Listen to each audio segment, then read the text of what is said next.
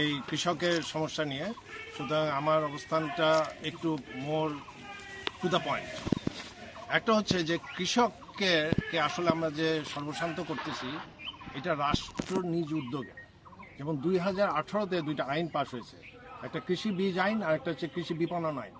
সেই কৃষি বীজ আইনে বলেছে যে কোনো কৃষক যদি তার শস্যের ধান গম এগুলি শস্যের বীজ তার বাসায় রাখে এটা বেআইনি, যদি তার সার্টিফাইড না হয়, এবং সেই অবস্থায় তার ঘরে ঢুকে তার সিজ করতে পারবে এবং তাকে জেল এবং আর্থিক জরিমানা করতে পারবে। তাহলে এই আইনটা বাতিল করতে হবে, কারণ আমরা অলরেডি জানি যে আমাদের কৃষকের হাত থেকে সব বীজ সরাই নিয়ে যাচ্ছে কর্পোরেশনের হাতে।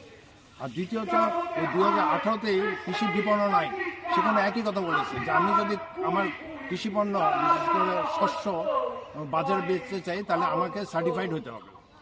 তাহলে এগুলি কার উদ্দেশ্যে? এইখানে কৃষক 2500 বছর ধরে যে সভ্যতা তুলে ধরেছে তা আসলে সরকার যখন 2018 সালে এসব আইন করে তখন আমাদের বুঝতে অসুবিধা হয় না যে বাজার ব্যবস্থার মাধ্যমে আমাদের কৃষকের কাছ থেকে যে বীজ নিয়ে যাওয়া হয়েছে তারপরে যেটা অবশিষ্ট আছে সেটা সে বল প্রয়োগ করে নিয়ে যেতে চায়। তৃতীয়ত এই দুইটা জিনিস। তৃতীয়ত হচ্ছে আমাদের দেশে প্রতি বছর ভর্তুকি দেয় কৃষিতে, শুধু সরাসরি কীটনাশক, সার, মেশিন এবং চাল আমদানিতে 40,000 কোটি টাকা।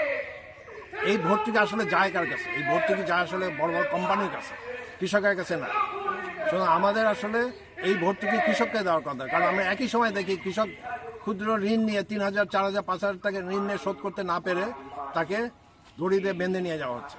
আর ওই রাষ্ট্রে আমার ট্যাক্সের টাকা দিয়ে, রাষ্ট্রের বাপের টাকা নেই, আমার ট্যাক্সের টাকা দিয়ে কর্পোরেশনকে 40,000 কোটি টাকার ভর্তুকি দেয়।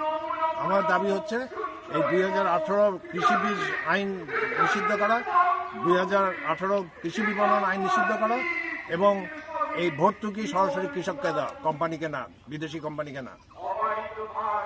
ওকে, থ্যাংক ইউ।